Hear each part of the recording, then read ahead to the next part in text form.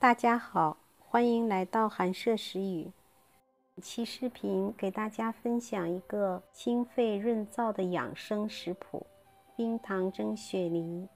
银耳1朵，清洗干净，提前1天泡发，控干水分，切成小片。适量的枸杞，清洗干净，控干水分备用。2粒雪梨，用盐水浸泡5分钟。清洗干净后，擦干表面的水分。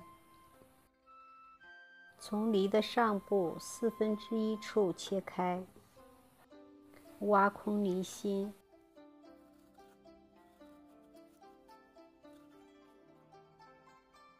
放入陈皮、冰糖、银耳，把刚才切掉的部分盖回，再用牙签固定。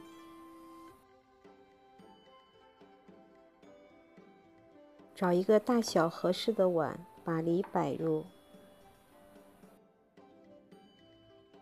冷水上锅，开大火蒸10分钟，中火蒸20分钟后，再把枸杞放入，再蒸10分钟就可以关火了。